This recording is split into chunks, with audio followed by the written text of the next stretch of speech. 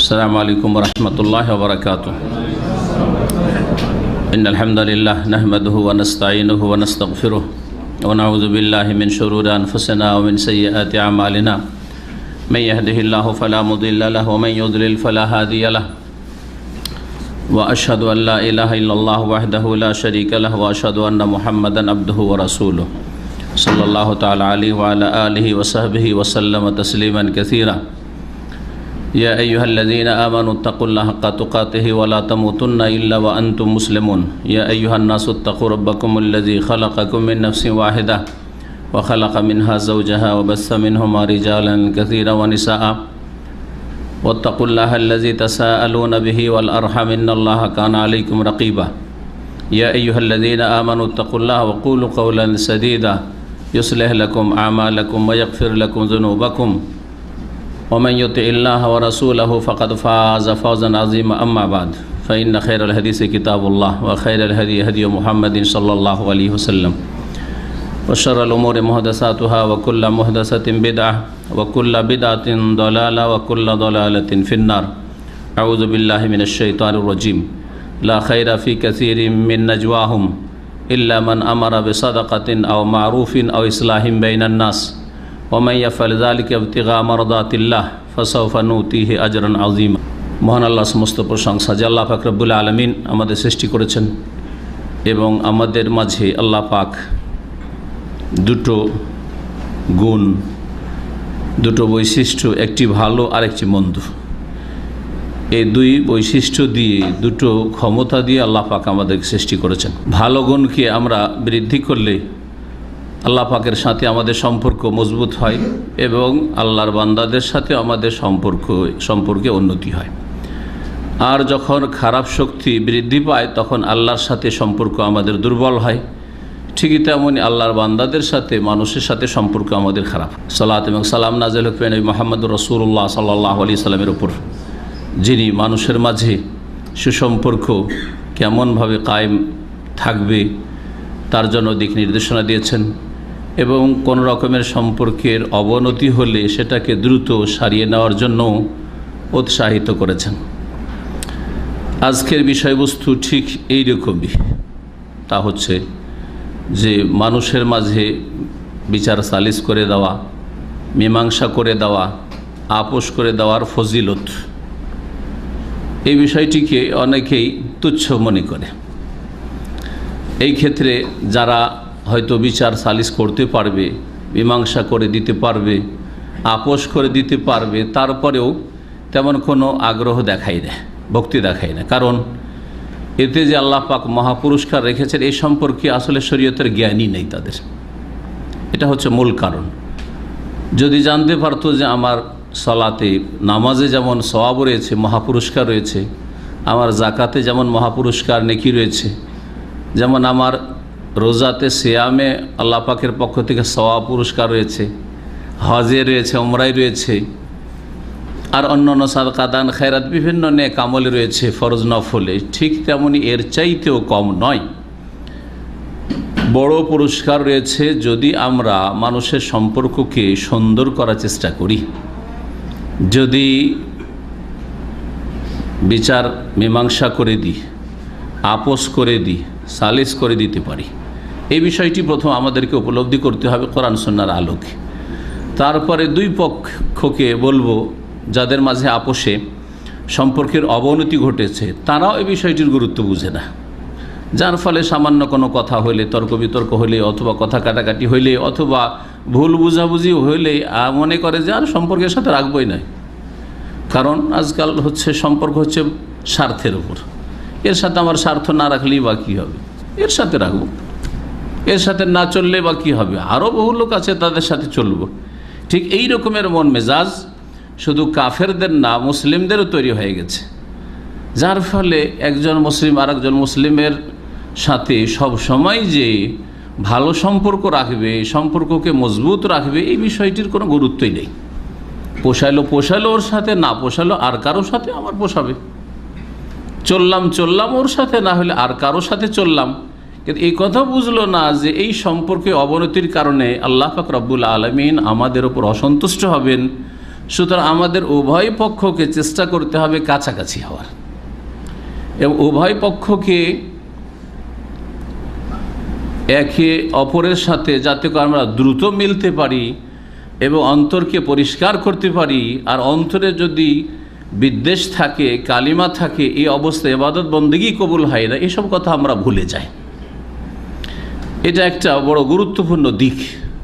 শুধু মানুষ ঈমান আকিদা দিয়ে আর নামাজ দিয়ে জান্নাতে যাবে না, মানুষের উত্তম চরিত্র দিয়ে। আর উত্তম চরিত্র হচ্ছে মানুষের সাথে সম্পর্ক ভালো থাকে, এই দিয়ে জান্নাত যাওয়া যাবে। এই জন্য প্রিয় নবী মুহাম্মদ রাসূলুল্লাহ সাল্লাল্লাহু আলাইহি ওয়াসাল্লাম বলেছেন, তাকে যখন জিজ্ঞাসা করা হয় সুয়েল্লা আন আকসারে মা ইউদখিলুল নাস আল জান্নাতা, জিজ্ঞাসা করা হয় রাসূলুল্লাহ সাল্লাল্লাহু আলাইহি ওয়াসাল্লামকে যে সবচেয়ে বেশি কোন আমলটি মানুষকে জান্নাতে নিয়ে যাবে, কোন আমলটি সবচেয়ে বেশি মানুষকে জান্নাতে নিয়ে যাবে।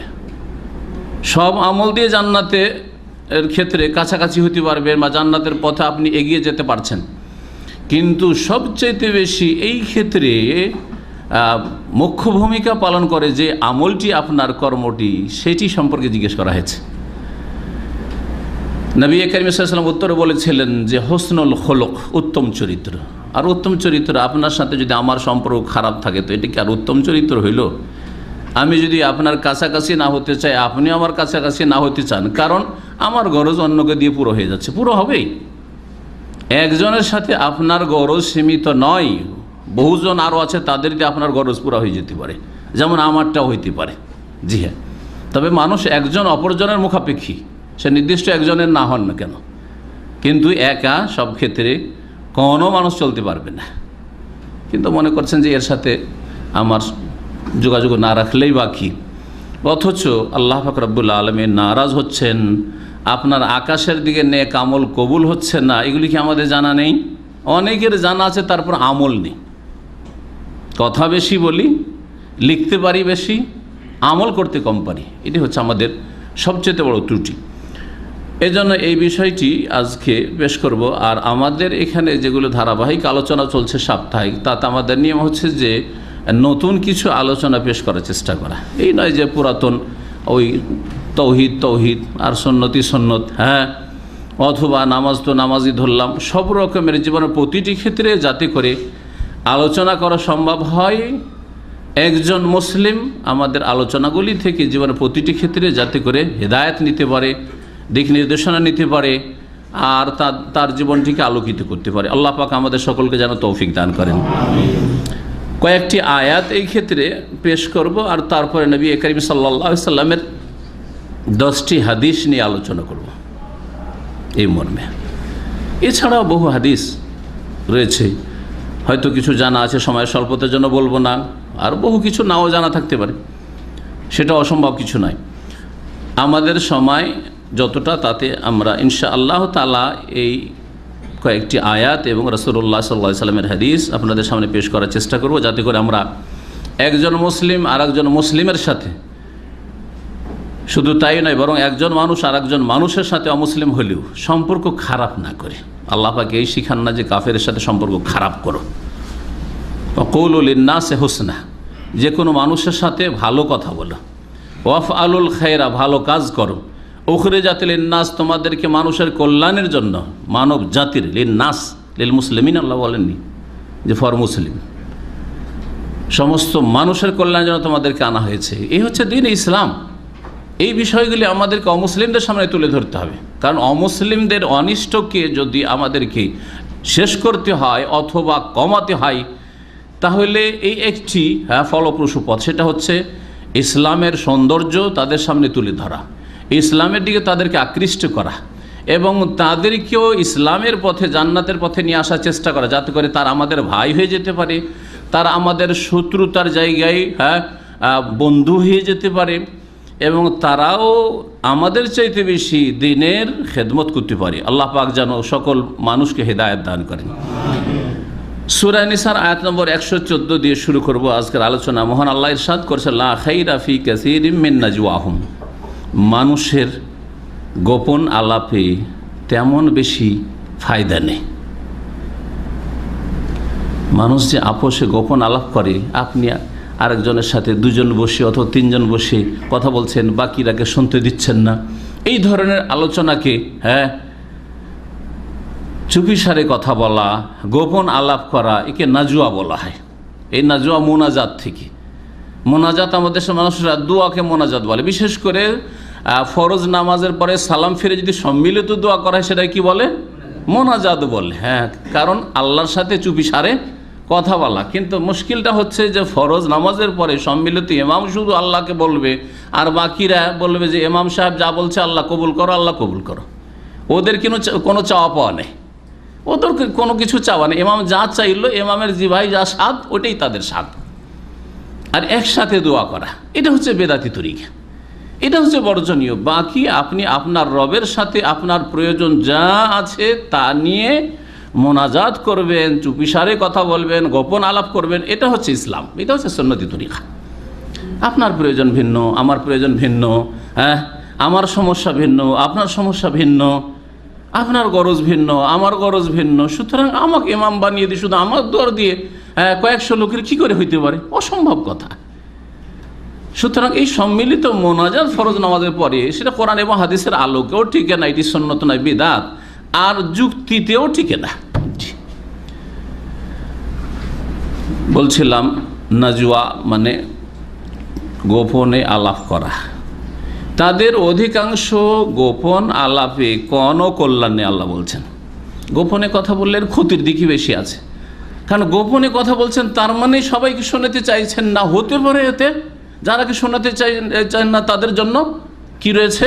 অকল্যাণ রয়েছে, অনিষ্ট রয়েছে। অধিকাংশ ক্ষেত্রে এটা হওয়ার সম্ভাবনা। সেজন্য আল্লাহ পাক বলছেন যে অধিকাংশ গোপন আলাপে কোনো লাভ নেই, অল্প কিছু গোপন আলাপে লাভ আছে। তাহলে ঠিক কাসীর মিন নাজওয়াহুম যখন বলেছেন অধিকাংশ, তখন অল্প কিছু গোপন আলাপে কি আছে? লাভ আছে। সেগুলো কি ধরনের? আল্লাহ বলছেন ইল্লা মান আমারা বিসাদাকা। যদি গোপনে কেউ দান খায়রাতের জন্য উপদেশ দেয়, নির্দেশ দেয় যে ভাই একটু দান খায়রাত করে না, গোপনে বলছেন।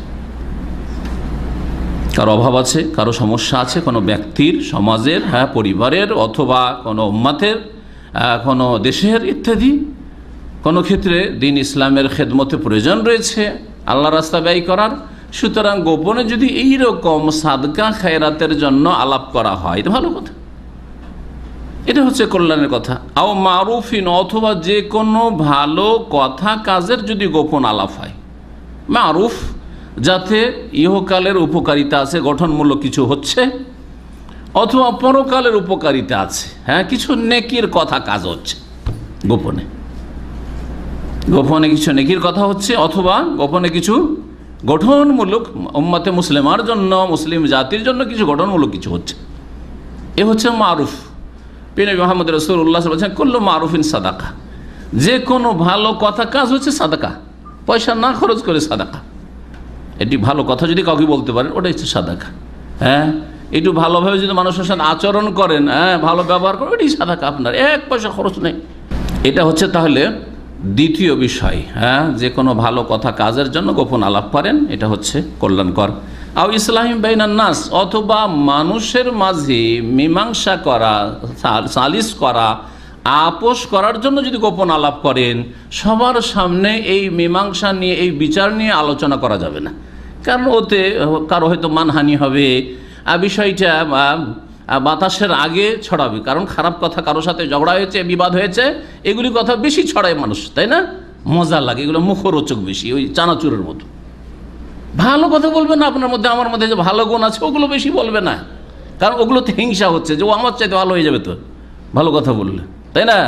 কিন্তু খারাপ কথা শুনতে পেলে তদন্ত করা নেই, পরীক্ষা নিরীক্ষা নেই, আসলে ঠিক কি না, বাতাসের আগে আগে ছড়াচ্ছে। আর এই ক্ষেত্রে পুরুষদের চাইতে মহিলারা বেশি। যদি কোথাও যদি সামান্য কিছু শুনে নেই, তাহলে তিলকে তাল করে কাজ কাম তার বেশি নেই।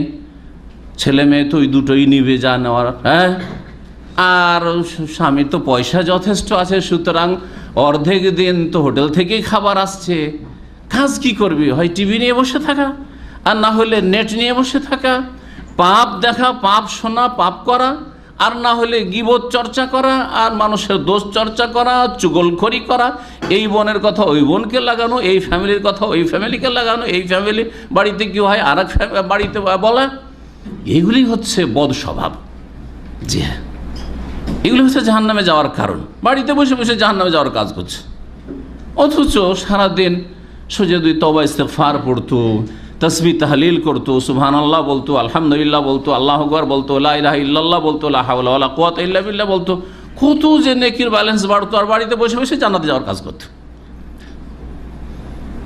তো আল্লাহ পাক বলছেন যে যদি গোপন আলাপ হয় মানুষের মাঝে বিচার সালিসের জন্য, মীমাংসার জন্য, তাহলে এইটা ভালো কাজ, এটা হচ্ছে কল্যাণকর, খাইর।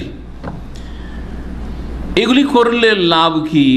হ্যাঁ, তিনটি কথা আল্লাহ বলেছেন, সাদকা ভালো কথা কাজ, আর বিচার সালিস করা, আপোষ করে দেওয়া, এগুলির ফজিলত কি?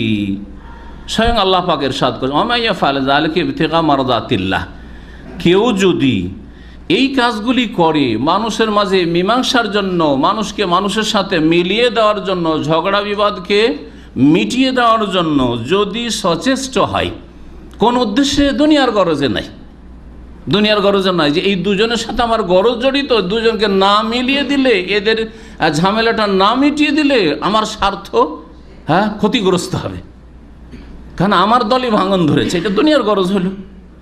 কিন্তু আল্লাহ কি বলছেন? ইবতিগা মারদাত, আল্লাহর সন্তুষ্টির জন্য। আপনার স্বার্থ থাক আর নাই থাক, আপনার স্বার্থকে দূরে রাখেন, আল্লাহর সন্তুষ্টি সবচেয়ে বড় স্বার্থ আপনার।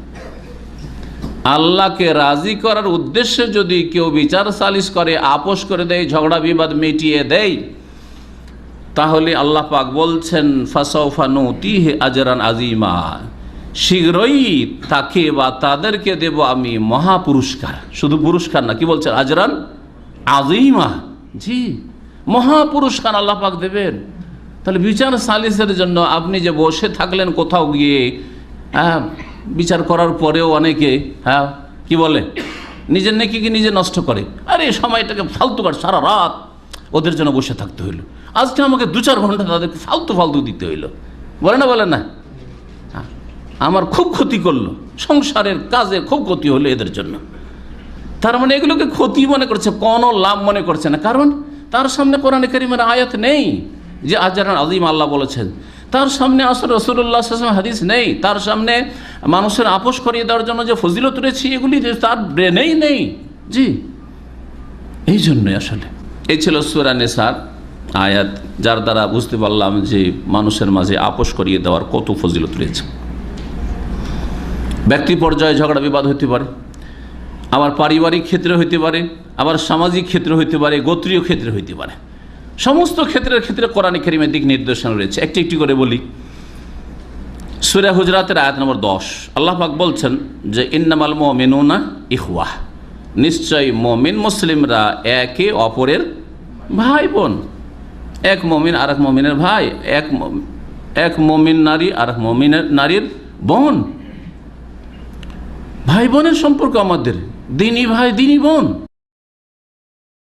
এদের সাথে আমাদের এমন আত্মীয়তা, যেই আত্মীয়তা আল্লাহ যদি শেষ না বলেন তো শেষ হয় না। অর্থাৎ আল্লাহ যখন বলবেন যে তুই কাফের হয়ে গেছিস, তখন আমার সাথে আর কোনো সম্পর্ক নেই, আপনার সাথে আর কোনো সম্পর্ক নেই, আপনি যেহেতু একজন মুসলিম। কিন্তু যতক্ষণ পর্যন্ত আল্লাহ বলছে যে মুসলিম, সারা দুনিয়া যদি কাফের বলে কিচ্ছু হবে না, ওর সাথে আমার সম্পর্ক আছে, যেহেতু মুসলিম আল্লাহর কাছে। দুনিয়ার সম্পর্ক, রক্তের সম্পর্ক অনেক সময় আমরা শেষ করে ফেলি, রাখবোই না এর সাথে সম্পর্ক, বছর কি বছর সম্পর্ক নেই। কিন্তু ইমানি ভ্রাতৃত্ব, ইমানি সম্পর্ক এমন সম্পর্ক আল্লাহ যদি তা শেষ না বলেন, আপনি মুখে বললেও শেষ হবে না। ইন্নামাল মুমিনুনা ইখওয়াহ, এছাড়া কিছু নয়। ইন্নামা মানে যে মুমিনরা হচ্ছে একে অপরের ভাই, ইমানি ভাই। যতক্ষণ ইমান আছে তারা আমাদের ভাই। যখন ভাই, তো ভাই ভাইয়ের সাথে ইমানি ভ্রাতৃত্ব, ইসলামের ভ্রাতৃত্ব, আল্লাহর জন্য ভালোবাসা, আল্লাহর জন্য এই আত্মীয়তা সম্পর্ক। সুতরাং যদি তাতে অবনতি ঘটে, সেটা দুর্বল হয়ে যায়, দূরত্ব সৃষ্টি হয়ে যায়, তাই ফাসলিহু বাইনা আখাওয়াইকুম, তোমাদের দুই ভাইয়ের মাঝে তোমরা মীমাংসা করে দাও, আপোষ করে দাও। একজনের আরেকজনের সাথে ব্যক্তি পর্যায়ে যদি ঝগড়া হয়, দুজনের ছোট ব্যাপার স্যাপার, যে একজন আর একজন দুইজনে ঝগড়া হয়েছে, গোটা গ্রামে কয়েকশো আছে, মাত্র দুইজনে ঝগড়া হয়েছে। এক বাড়ির দুটো বউ আছে, দু বউ এতে ঝগড়া হয়েছে, হ্যাঁ, দুই বোনে ঝগড়া হয়েছে হয়তো, হ্যাঁ, মীমাংসা করে দাও। যদি ব্যক্তির ক্ষেত্রে দুই ব্যক্তির মাঝে আল্লাহ পাক মীমাংসা করতে বলেন, তো দুটো পরিবারে যদি এরকম হয়, এক পরিবার আরো পরিবারের সাথে ঝগড়া বিবাদ, হ্যাঁ, এক গ্রামের আর এক গ্রামের সাথে ঝগড়া বিবাদ, এক সমাজের আর এক সমাজের সাথে ঝগড়া বিবাদ, হ্যাঁ, এক জাতির আর এক জাতির সাথে, এক দেশের আর এক মুসলিম দেশের সাথে ঝগড়া বিবাদ। ফাসলিহু বাইনা আখাওয়াইকুম, তোমাদের ভাইদের মাঝে তোমরা আপোষ করে দাও। ওয়াত্তাকুল্লাহ, এবং আপোষ করতে গিয়ে অবিচার করিও না, আল্লাহকে ভয় করিও। কারণ আল্লাহর ভয় থাকলে তোমরা সুবিচার করবে, অবিচার করবে না, জুলম অত্যাচার করবে না তোমরা। লাআল্লাকুম তুরহামুন, যদি আল্লাহকে ভয় করে সুবিচার প্রতিষ্ঠা করতে পারো, তাহলে তোমাদের ওপর আল্লাহ পাকের দয়া হবে, রহমত হবে। তাহলে যারা সুবিচার করে তাদের ওপর আল্লাহ পাকের কি হয়? রহমত নাজিল হয়। এই ফজিলত এখান থেকে জানতে পারলেন। আপনি সুবিচারের চেষ্টা করে মীমাংসা করে দিলেন, আপনি আপোষ করে দিলেন, আল্লাহর রহমতের আপনি অংশীদার হলেন। আল্লাহর রহমত আপনার ওপর, আপনার পরিবারের উপর নেমে আসবে, কারণ আপনি আল্লাহর সন্তুষ্টির জন্য এই চেষ্টা করেছেন। এখন দুটো দলের মাঝে দেখেন, দুটো সমাজের মাঝে এই মর্মে সূরা হুজরাত আয়াত নম্বর 9 দেখেন, মহান আল্লাহ ইরশাদ করেছেন, ওয়াইন তাইফাতানি মিনাল মুমিনিনা ইকতাতালু, মুমিন মুসলিমদের দুটো দল, দুটো সমাজ, দুটো দল, দুটো দেশের লোক হইতে পারে, জি, দুই এলাকার লোক হইতে পারে। আঞ্চলিক লড়াই আমাদের দেশে হয়, হ্যাঁ, আঞ্চলিক লড়াই আপনারা জানেন যে এইখানে, হ্যাঁ, আরব কান্ট্রিগুলি কোনো এই যে কয়েকটা দেশ আছে, এর মধ্যে কোনো এক দেশে কয়েক ঘন্টা ধরে লড়াই চলেছে, দুই ডিস্ট্রিক্টের লোক বাংলাদেশের, শুনে যান, রিয়াদে 4-5 ঘন্টা লড়াই চলেছে, হ্যাঁ, দুই দেশের লোককে কুয়েতে একদিন কয়েক ঘন্টা ধরে লড়াই চলেছে। এইদিকে মুসলিম, ওইদিকে মুসলিম, এরা মুসলিম দেশের লোক, ওরা মুসলিম দেশের লোক। এইরকম যদি হয় তাহলে আমাদের ভূমিকা কি? হ্যাঁ, যারা আমাদের কাছের লোক তাদের পক্ষ থেকে লেগে যা, লাঠি নিয়ে বেরিয়ে যা, তাই না? এটাই তো চরিত্র মুসলিমদের। না, ওয়ালাউ আলা আনফুসিকুম আবিল ওয়ালিদাইন ওয়াল আকরাবিন, আল্লাহ বলছেন সূরা নিসাতে, যদি তোমাদের বিরুদ্ধে বিচার যায়, তোমার বাপ মায়ের বিরুদ্ধে বিচার যায়, তোমার আত্মীয় স্বজনদের বিরুদ্ধে বিচার যায়, তারপর তুমি হকের সাথে থাকো, ন্যায়ের সাথে সুবিচার। আল্লাহ পাক বলছেন, দুটো মুমিন মুসলিম দলের মাঝে যদি লড়াই শুরু, ইকতাতালু, লড়াই শুরু হয়েছে আর মারামারি শুরু হয়ে গেছে, ফাসলিহু বাইনাহুমা, তাহলে এই দুই দলের মাঝে তোমরা আপোষ করে দাও। আল্লাহ পাকের হুকুম, আল্লাহ পাকের হুকুম কি? মুস্তাহাব বলেন, সুন্নাত না ফরজ? তাহলে আপনার নামাজ যেমন ফরজ, যাকাত যেমন ফরজ, রোজা যেমন ফরজ, হজ যেমন ফরজ, পর্দা যেমন ফরজ, তেমনি মিটিয়ে দেওয়া, মীমাংসা করে আপোষ করে দেওয়া ফরজ। আল আমরুল লিল উজুব, এটি ফুকাহে কেরামদের কায়দা, উসুলে ফিকহ। আল্লাহ পাকের রাসূলের যদি হুকুম হয় তাহলে সেটা হচ্ছে উজুব, ফরজ, ওয়াজিব, ফরজ কাজ। আল্লাহ পাক বলছেন ফাসলিহু বাইনাহুমা, কিন্তু মীমাংসা করতে গিয়ে দেখলে যে এক দল মোটেই মানবে না, ঘোড়া চড়াও করে এসছে, কারো কথা মানবে না, বাড়াবাড়ি করছে, মানবো না আমরা, বিচার মানি না আমরা, সালিশ মানি না আমরা, এদের সাথে মেলবো না, মারবো আমরা, এরকম যদি হয়, আল্লাহ বলছেন ফাইম বাগাত ইহদাহুমা আলাল উখরা ফাকাতিলুল্লাতী তাবগী, যদি একটি দল আর এক দলের ক্ষেত্রে সীমা লঙ্ঘন করে, জুলম অত্যাচারের জন্য যদি উদ্বুদ্ধ হয়, যে না ছাড়বো না, মারবো, ধরবো, কাটবো, এই যদি করে, ফাকাতিলুল্লাতী তাবগী, তাহলে যে জালেম দলটি রয়েছে, সীমালঙ্ঘনকারী দল রয়েছে, বাড়াবাড়ি যেই দলটি করছে, তাদের বিরুদ্ধে তোমরা সবাই মিলে কি করো? তাহলে তৃতীয় পক্ষ যারা বিচার করতে চাইছেন, সালিশ করতে চাইছেন, যারা নিরপেক্ষ আছেন, তাদেরকে আল্লাহ বলছে যে মারো এই দলকে, মারো এই দলকে। জি হ্যাঁ, যেটা শাসকের কাজ, শাসক হবে, হ্যাঁ, তৃতীয় পক্ষ মানে মাঝামাঝি, এইদিকেও ঝুঁকবে না, এইদিকেও ঝুঁকবে না, শাসকের প্রতিনিধি আদালত হবে নিরপেক্ষ, এইদিকে ঝুঁকে থাকবে না, এইদিকে ঝুঁকবে না, বাদী বিবাদী কোনো দিকে ঝুঁকে থাকবে না, ঠিক না? ওলামায়ে কেরাম, হ্যাঁ, ওলামায়ে কেরাম এদিকেও ঝুঁকবে না, দুনিয়ার স্বার্থে এদিকেও ঝুঁকবে না, নিরপেক্ষ থাকবে। যদি না মানে বিচার সালিস, আপোষ না করতে চায়, বরং বাড়াবাড়ি করে, তাহলে যেই দলটি বাড়াবাড়ি করবে তাদের বিরুদ্ধে তোমরা সশস্ত্র কি করো? লড়াই করো, নির্মূল করার জন্য তাদেরকে। দমন করার জন্য তাদেরকে। কতক্ষণ পর্যন্ত এই লড়াই চালাতে হবে? হাত্তা তাফিয়া ইলা আমরিল্লাহ, যতক্ষণ পর্যন্ত প্রত্যাবর্তন না করছে, ফিরে না আসছে আল্লাহর নির্দেশের দিকে, আপোষের দিকে, মীমাংসার দিকে, সুলহার দিকে। ফাইন ফাআত, যদি ফিরে যায় যে ঠিক আছে আর আমরা মারামারি করব না, হ্যাঁ কলহ করব না, হানাহানি করব না, ফাসলিহু বাইনাহুমা, তাহলে তাদের মাঝে মীমাংসা করে দাও। বিল আদলে ন্যায়সঙ্গতভাবে, ও আকসিতু, এবং সুবিচার করো। ইন্নাল্লাহ ইউহিব্বুল মুকসিতিন, নিশ্চয় আল্লাহ পাক সুবিচারকারীদেরকে ভালোবাসেন। এটাও জানতে পারলেন যে বিচার করতে গিয়ে যদি সুবিচার করেন, ন্যায় বিচারের চেষ্টা করলেন এবং ন্যায় বিচারের জন্য আপনি যথাসাধ্য যতটা আপনার সম্ভব আপনি প্রথম বিষয়টিকে জানলেন, এক। আর জানার পরে 2 নম্বর হচ্ছে হককে জানার পরে হক মোতাবেক, ন্যায়কে জানার পরে ন্যায় মোতাবেক বিচার করার চেষ্টা করলেন। এটা যদি করেন তো আপনি হচ্ছেন কি? মুকসিতিনদের অন্তর্ভুক্ত, সুবিচারকারীদের অন্তর্ভুক্ত। যারা সুবিচার করে তাদেরকে আল্লাহ পাক কি করেন? ভালোবাসেন। কোরআনে কারিমে যাদের সম্পর্কে আল্লাহ বলেছেন যে আল্লাহ অমুককে ভালোবাসেন বা এই শ্রেণীর লোককে ভালোবাসেন, তার মানে আল্লাহ পাক ওদেরকে জান্নাত দেবেন। কারণ যে যাকে ভালোবাসে কষ্ট দেয় না, কখনো দেয় নাকি? আমরাই মানুষ যদি বলি যে আমি অমুককে ভালোবাসি বা অমুককে ভালোবাসি, তাহলে আমরা কখনো কষ্ট দিতে চাইবো নাকি? তা আমাদের সীমিত দয়া আছে, ওতেই যদি আমরা যে যাকে ভালোবাসি তাকে সবসময় আমরা সুখে রাখার চেষ্টা করি, অনিষ্ট মুক্ত, বিপদাবাদ মুক্ত রাখার চেষ্টা করি। তো আল্লাহ রাব্বুল আলামিন সম্পর্কে উত্তম দৃষ্টান্ত রয়েছে। কি করে আল্লাহ পাক আযাব দিতে পারেন ওই জাতিকে, ওই ব্যক্তিকে, যেই ব্যক্তি বা যেই জাতি সম্পর্কে আল্লাহ বলছেন আল্লাহ তাদেরকে ভালোবাসেন। আল্লাহ ধৈর্যশীলদেরকে ভালোবাসেন, আল্লাহ সৎকর্মশীল মুহসিনিনকে ভালোবাসেন, আল্লাহ মুত্তাকিন, আল্লাহ ভীরু যারা পাপমুক্ত থাকার চেষ্টা করে তাদেরকে ভালোবাসেন। আছে না এই কোরআনে কারিমে? আল্লাহ পাক ওই রকমই সুবিচারকারীদেরকে ভালোবাসেন, আল্লাহ তওবাকারীদেরকে ভালোবাসেন। ইন্নাল্লাহ ইউহিব্বুত তাওয়াবিন ওয়া ইউহিব্বুল মুতাতাহহিরিন, যারা পবিত্রতা, গোসল ঠিক রাখে, যারা উযু ঠিক রাখে, পবিত্রতা ঠিক রেখে ইবাদতবন্দি করে, নামাজ পড়ে, আল্লাহ তাদেরকে ভালোবাসেন। সুতরাং এই শ্রেণীর লোকে কখনো আল্লাহ আযাব দেবেন না। এখন দাম্পত্য জীবনের ক্ষেত্রে আমরা দেখি, সমাজ বললাম, ব্যক্তি বললাম, পরিবারের ক্ষেত্রে দেখেন, পরিবারের স্বামী স্ত্রী দিয়ে ঝগড়া হয়, তাহলে উস্কানি দেওয়ার চেষ্টা করে এক শ্রেণীর লোকেরা। আশেপাশের লোক, অধিকাংশ লোক হিংসুটে, উস্কানি দেওয়ার চেষ্টা করে। একে ফোলায়, একবার ওর স্বামীকেও ফোলায় এদিকে, আর এদিকে ওর স্ত্রীকেও ফোলায়, আর সমস্যা বাড়াবার চেষ্টা করে, তিলকে তাল করার চেষ্টা করে না। আল্লাহ পাক রব্বুল কি বলছেন? ওয়াইন খিফতুম শিকাকা বাইনাহিমা, তোমরা যদি আশঙ্কা করো যে স্বামী স্ত্রী দুজনের মাঝে বিরোধ ঘটেছে, আপোষে বিরোধ শুরু হয়েছে, মতের মিল হচ্ছে না স্বামী স্ত্রীতে, তাদের মধ্যে ঝগড়া বিবাদ শুরু হয়ে গেছে, তাহলে তারা নিজেরাই যদি মিটিয়ে নিতে পারে তাহলে বাইরে বলবে না, বাইরে লিক আউট হতে দেবে না। এটা সবচেয়ে ভালো।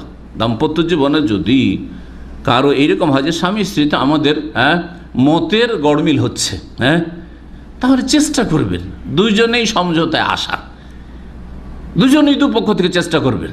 যদি না হয় যে আমাদের দুইজনে বাদী বিবাদী হয়ে থেকে গেলাম, একমত হতে পারলাম না স্বামী স্ত্রীতে, আল্লাহ না করে এরকম হয় কোনো পরিবারে, এইরকম হয়তো তৃতীয় পক্ষকে আল্লাহ দায়িত্ব দিচ্ছেন।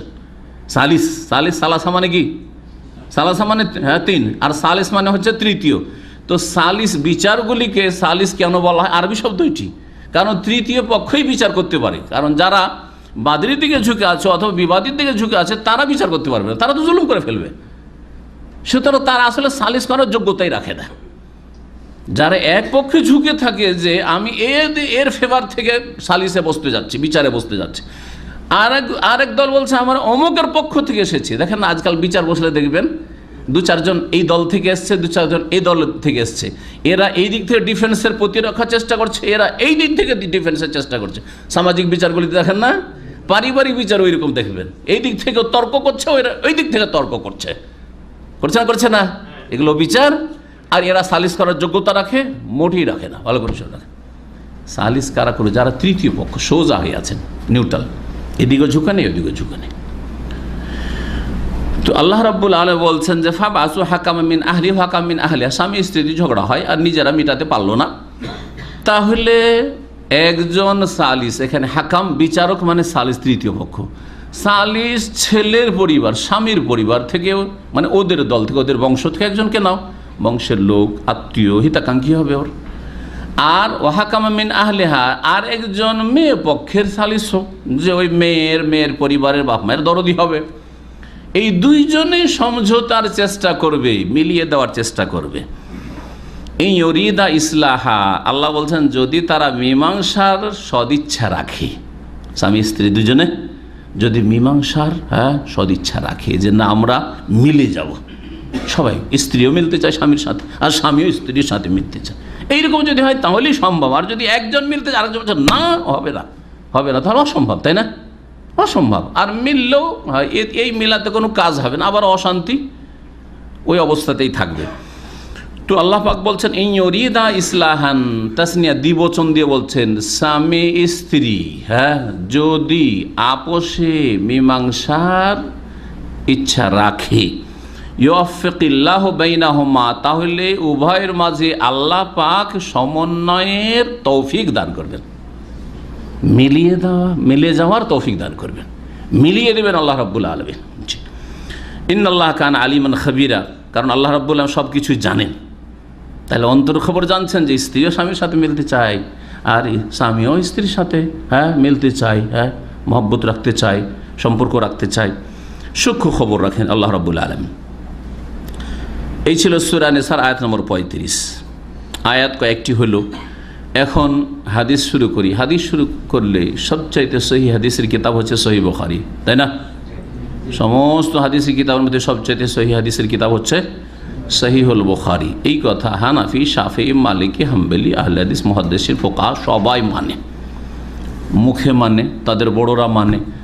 যদিও হাতে নাতে কাজের বেলা যখন হাদিস অনেকগুলি মজহাবের খেলাফ হয়, তখন গোঁড়া মজহাবপন্থীরা হাদিসগুলিকে উপেক্ষা করে মানে না, সেটা আলাদা কথা।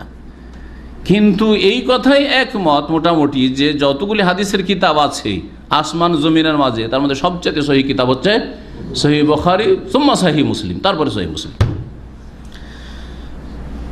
ইমাম বুখারী রাহমাতুল্লাহ আলাইহি কি বলছেন এই আপোষ করা সম্পর্কে, মীমাংসা বিচার সালিস সম্পর্কে বলছেন, বাবু মাজা ফিল ইসলাহি বাইনান নাস, একটি অধ্যায় তিনি কায়েম করছেন, একটি চ্যাপ্টার সহিহ বুখারীর। এই অধ্যায় হচ্ছে মানুষের মাঝে মীমাংসা করে দেওয়া, আপোষ করে দেওয়া সম্পর্কে। এজা তাফাসাদু, যদি তাদের আপোষের সম্পর্কে অবনতি ঘটে, তাদের মাঝে বিশৃঙ্খলা সৃষ্টি হয়, বিপর্যয় নেমে আসে সম্পর্কে, তাফাসাদু। তারপরে তিনি ওয়াকাউলিল্লাহ তাআলা, মহান আল্লাহর বাণী, কোরআনে কারীমের প্রথম যে আয়াতটি আমি আলোচনায় পেশ করেছি সূরা নিসার আয়াত নম্বর 114, লা খায়রা ফি কাসীরিম মিন নাজওয়াহুম ইল্লা মান আমারা বিসাদাকাতিন আও মারুফিন আও ইসলাহিন বাইনান নাস। এই আয়াতটি তিনি পেশ করেছেন।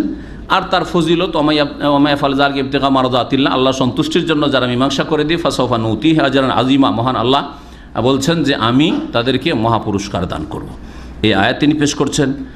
আর তারপরে নবী মুহাম্মদ রাসূলুল্লাহ সাল্লাল্লাহু আলাইহি ওয়াসাল্লামের আদর্শ, এর দ্বারা ইমাম বুখারী শিখিয়ে দিচ্ছেন আমাদের দিন ইসলাম, আকীদাই হোক অথবা ইবাদত বন্দেগী, নামাজই হোক আর যাকাতই হোক আর রোজাই হোক আর হজই হোক, যে কোনো ইবাদত বন্দেগী হোক আর জিকির আজকার হোক আর দরুদ হোক, অথবা হালাল হারাম আমাদের আদান প্রদান মামলাত হোক, অথবা আখলাক চরিত্রই হোক, সব কিছু কোত্থেকে নিতে হবে? কোরআনে কারীম থেকে তলাশ করতে, তারপরে নবী মুহাম্মদ রাসূলুল্লাহ সাল্লাল্লাহু আলাইহি ওয়াসাল্লামের হাদিস থেকে, জীবনী থেকে নিতে হবে। নবী সাল্লাল্লাহু জীবনী দেখেন যে নবী করিম সাল্লাল্লাহু আলাইহি সাল্লাম মসজিদে নববীতে নামাজ পড়লে কত রাকাত ফজিলত বলেছেন? কত? 1000। এটা হচ্ছে সহিহ হাদিস। 50,000 হাদিস জয়ীফ, কিন্তু আমাদের দেশের এক শ্রেণী মযহাবধারী আলেমরা 50,000 হাদিস শুনে হাদিস জয়ীফ, দুর্বল। 1000 কি কম হইল নাকি? এখানে দামামে 1000 রাকাত পড়েন, যতই শর্ট পড়েন, মোটামুটি যদি পড়েন, তো এক রাকাত নামাজে কমপক্ষে 3 মিনিট তো লাগবে, তাই না? তাহলে 1000-এ 3000 মিনিট, তাই কত? 1000-এ 3000 মিনিট, তাই না? আর মসজিদ নববীতে 1 রাকাত নামাজ পড়েন, 3 মিনিটের নামাজ পড়লেন, কত?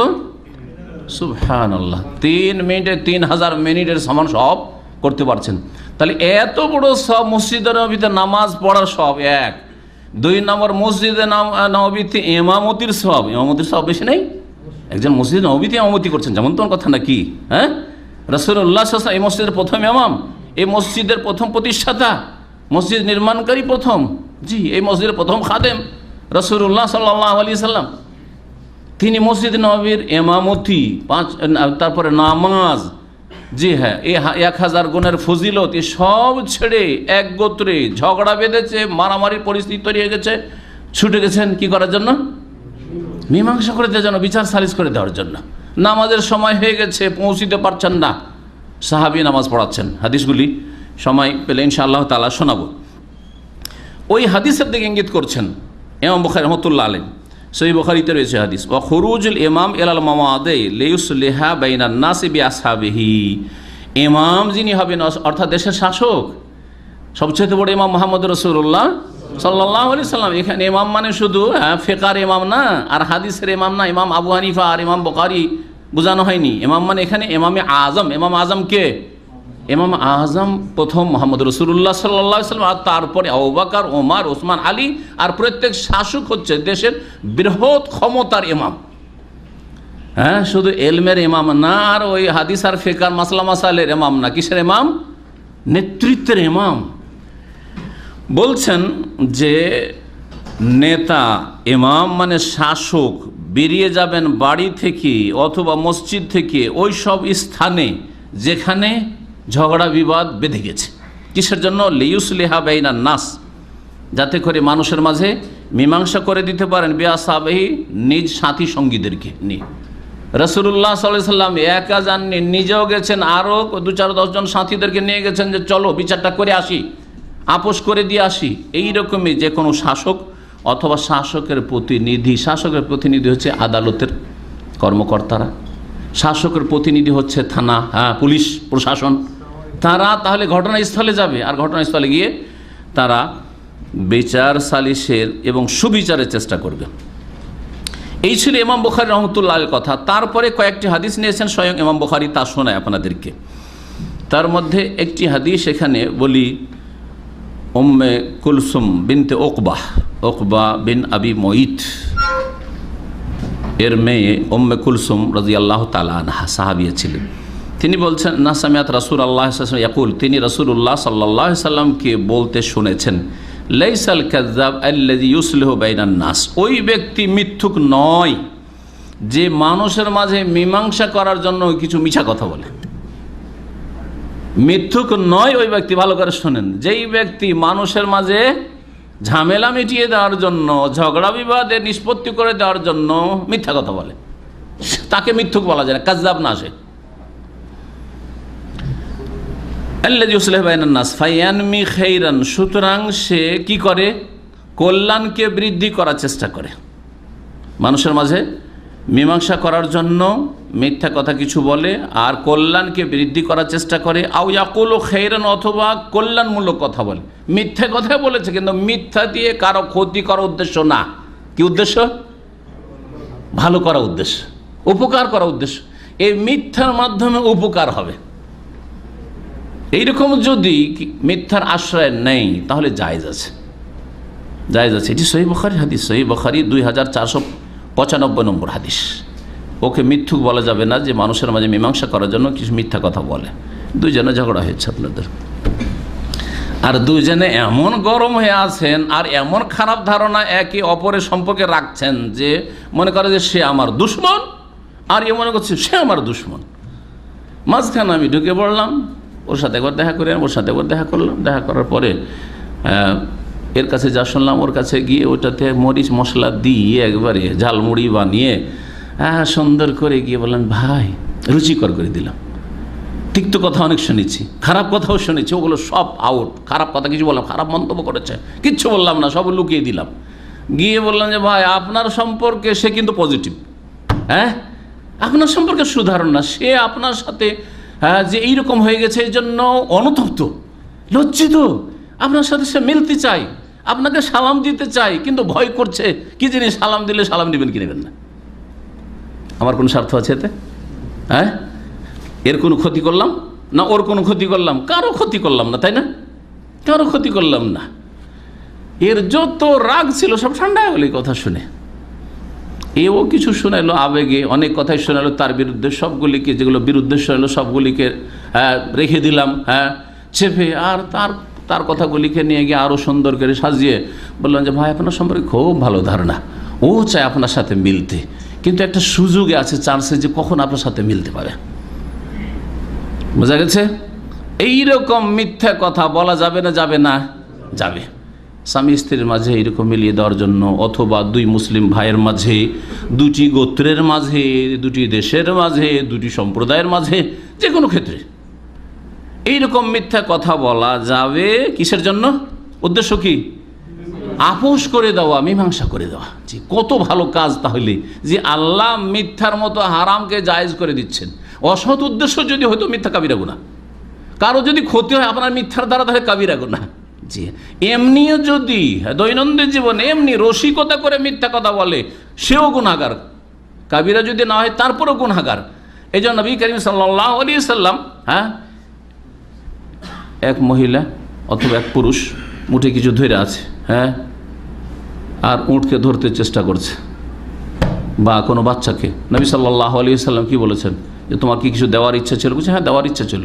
যে তোমার যদি দেওয়ার ইচ্ছা না থাকার এমনি মিছামিছি বলো, এই আয় আয় আয় দিব, তোকে দেব, তাহলে লা কুতিবা আলাইকা কাযিবা, তোমার একটা মিথ্যার গুনাহ লিখা হইতো। নবী করিম সাল্লাল্লাহু আলাইহি সাল্লাম ওই রকম ভালো মানুষের জন্য জান্নাতের মাঝে, জান্নাতের ভিতরে জায়গার জন্য জামানত নিয়েছেন, যে লেমান তারাকাল কাযিব ওয়া ইন কানা মাজিহান, যে রসিকতার ছলে ঠাট্টা মজাক করে, যুগ করেও মিথ্যা কথা বলে না। অনেক সময় ঠাট্টা মজাক করে মিথ্যা কথা বলেন না? বলেন না? একজনের স্বভাব হচ্ছে চাবি ফেলে দিয়ে যাওয়া। আছে অনেকের স্বভাব, অফিসে গেলে কোথাও বসলেও টেবিলে চাবি রাখবে বা মোবাইলটা রেখে দেবে। ওর স্বভাব হচ্ছে কিছু একটা ফেলে আসা। এরকম আছে কিছু লোক, না নাই? তো এইরকম করতে একদিন আপনি চাবিটাকে লুকিয়ে এলে, একটু হয়রান করি, আর তারপরে আপনাকে গিয়ে বলছে যে ভাই চাবিটা আছে। না ভাই, আমি কোথায় পাবো চাবি আপনার? ভাই একামা ফেলে চলে এসছে, একামার জন্য পেরেশানে খোঁজাখুঁজি করছে। ভাই একামাটা দেখেছে? বলছে না ভাই, আপনার একামা আমি কি করে জানবো? বলছে না, আপনার কাছে মনে? না ভাই, আমার কাছে নাই, বলছি তো।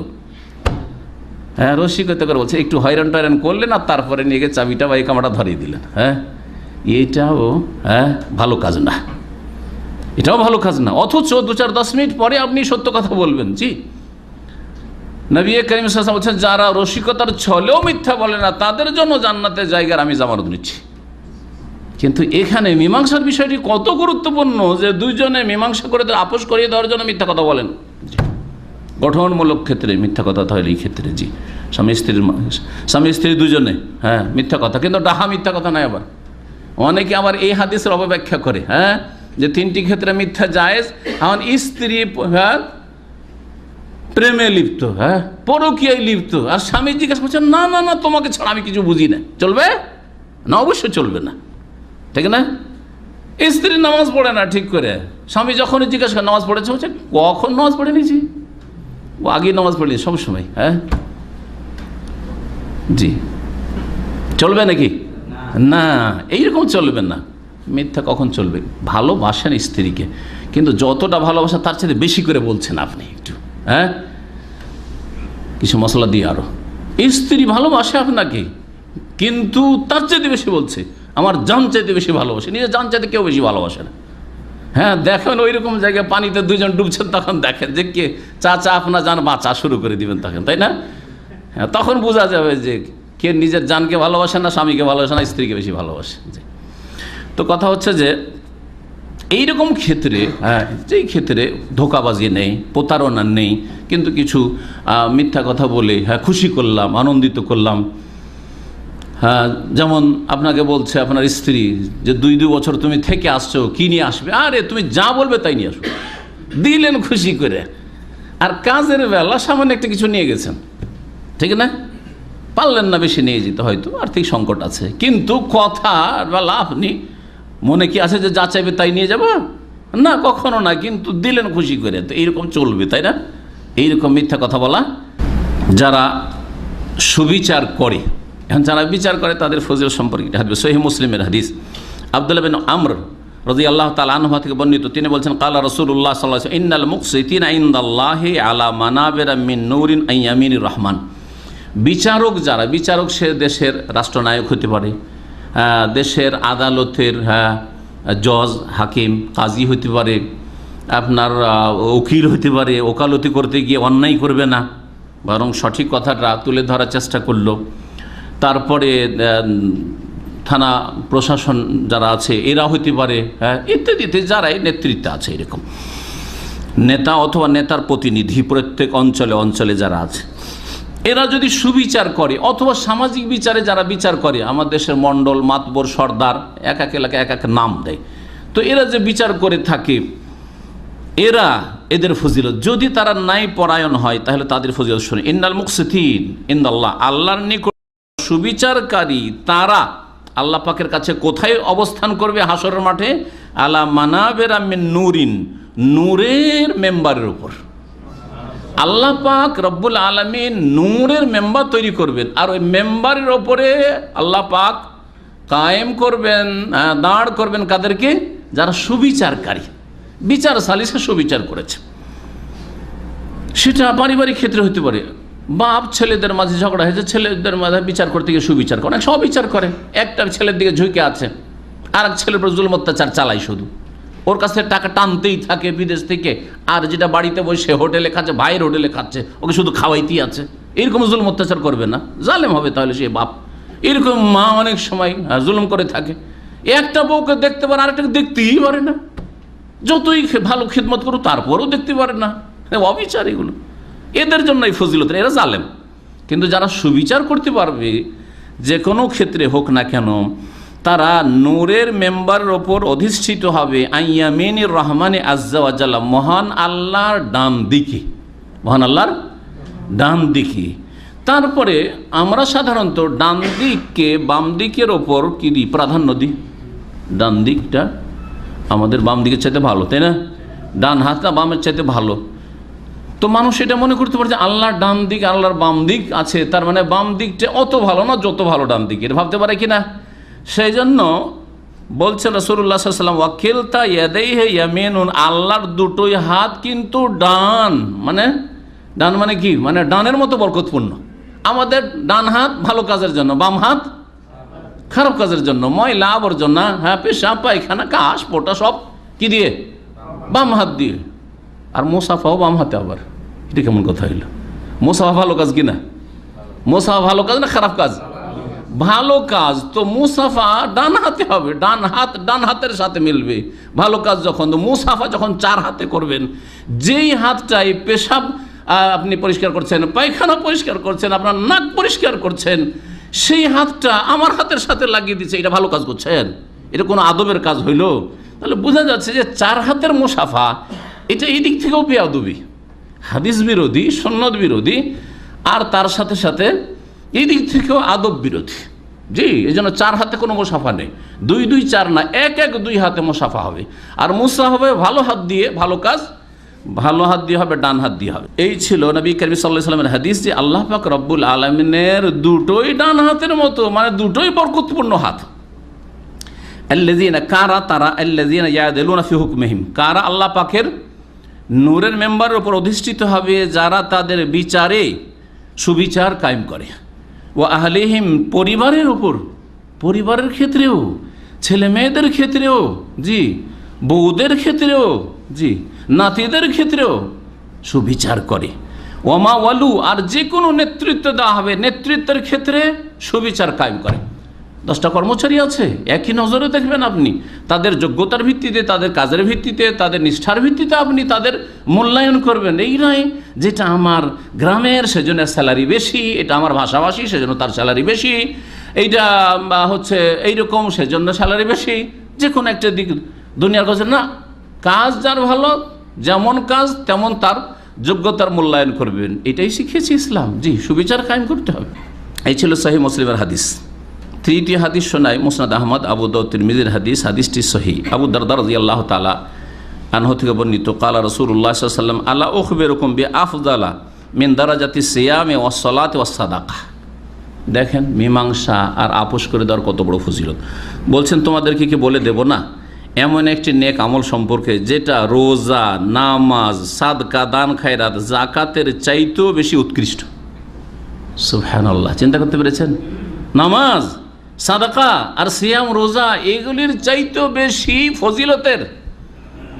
কারণ নামাজের উপকারিতা যে নামাজ পড়বে তার সাথে সীমিত, ঠিক না? আমার নামাজ আমার জন্য, ব্যক্তি জীবনের জন্য, ঠিক না?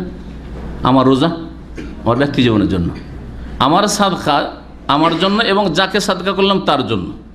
কিন্তু মীমাংসার ক্ষেত্রে কয়েকশো, একজনের দ্বারা কয়েকশো, কয়েক হাজার, কয়েক লক্ষ মানুষের মাঝে মীমাংসা হইতে, আপোষ হইতে পারে, পারে না? পারে না? হ্যাঁ, কয়েক লক্ষ লোক উপকৃত হইতে পারে একটা সুবিচারের মাধ্যমে। এই দিক থেকে বলা হয়েছে উৎকৃষ্ট। সেটা কি আমল কি? কালু বালা ইয়া রাসূলুল্লাহ, অবশ্যই বলে দেন, এত যখন ফজিলত নামাজের চাইতে, সাদকাত চাইতে, রোজার চাইতে বেশি উত্তম আমল, আফজাল আমল, তাহলে ইসলাহ জাতিল বাইন, আপোষের মীমাংসা করে দেওয়া, সালিস করে দেওয়া, এটা হচ্ছে সবচাইতে ভালো কাজ। নামাজ রোজা এগুলির চাইতে ভালো কাজ। ওয়া ফাসাদু জাতিল বাইন আল হালিকা, আর আপোষের সম্পর্কের অবনতি ঘটা, আপোষে দ্বন্দ্ব সৃষ্টি হওয়া, এটি হচ্ছে ধ্বংসকারী। হালেকা মানে ধ্বংসকারী, হালাক মানে মাথা মুন্ডন করা।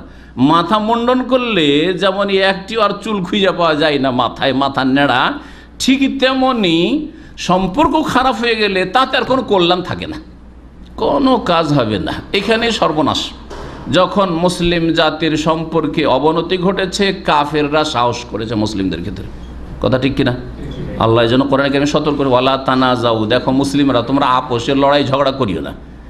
রাজনৈতিক লড়াই, হ্যাঁ, দেশীয় লড়াই, ধর্মীয় লড়াই, আকিদার ক্ষেত্রে লড়াই, একজন শিরিক আর একজন তাওহীদ, আর একজন সুন্নত আর একজন বিদআত।